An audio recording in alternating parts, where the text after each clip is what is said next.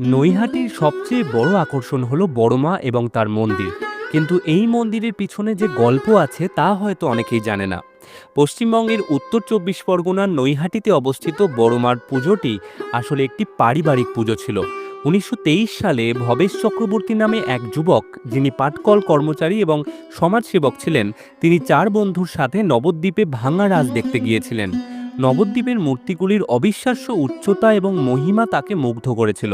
নৈহাটিতে তার বাড়িতে ফিরে আসার পর তিনি একটি স্বপ্ন দেখেন, যেখানে মা কালী, যিনি সেই সময় চক্রবর্তী পরিবারের একজন দেবী ছিলেন, তাকে নবদ্বীপের মূর্তির মতো বিশাল মূর্তিতে রূপ দেওয়ার নির্দেশ দেন।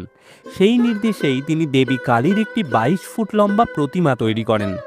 প্রাথমিকভাবে বড় কালী বা ভবেশ কালী নামে পরিচিত এই পুজো চক্রবর্তী পরিবারের দ্বারা আয়োজিত হতো এবং কেবলমাত্র তাদের মধ্যেই সীমাবদ্ধ ছিল। কিন্তু বছরের পর বছর ধরে বড় কালীর জনপ্রিয়তা বৃদ্ধি পাওয়ার সাথে সাথে পুজোটি সাধারণ মানুষের জন্য উন্মুক্ত করা হয় এবং মূর্তিটির নামকরণ করা হয় বড় মা। প্রতি বছর মা কালীর একটি ২২ ফুট লম্বা মূর্তি তৈরি করা হয়, যার ভিত্তি স্থাপন করা হয় লক্ষ্মী পুজোর দিন খুঁটি পুজোর মাধ্যমে। ১৫ দিন ধরে নির্মিত প্রতি বছর ১২ কিলোগ্রাম সোনা এবং ২২ কিলোগ্রাম রূপোর অলংকার দিয়ে প্রতিমাটি সাজানো হয়। ২০১৪ সাল থেকে স্থানীয় ভাস্কর শুভেন্দু সরকার প্রতি বছর ২২ ফুট লম্বা এই প্রতিমাটি তৈরি করে আসছেন।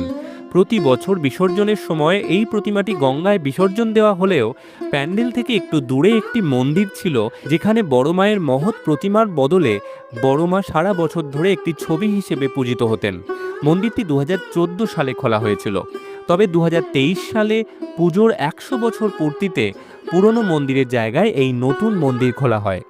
একই বছর কালী পুজোর দিন কোষ্ঠী পাথর দিয়ে তৈরি বড়মার নতুন প্রতিমার প্রাণ প্রতিষ্ঠা করা হয়।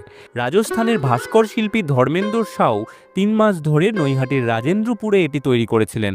মন্দিরে বড় মায়ের মূর্তিটি ৪.৫ ফুট উঁচু।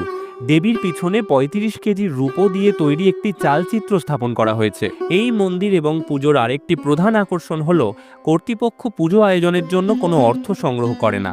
প্রতিষ্ঠাতাদের ইচ্ছা ছিল যে ভক্তরা এখানে স্বেচ্ছায় যে পরিমাণ অর্থ দান করবেন তা তারা এখানে পুজোর উদ্দেশ্যে ব্যবহার করবেন, এবং আজও সেই ঐতিহ্য এখানে অব্যাহত রয়েছে।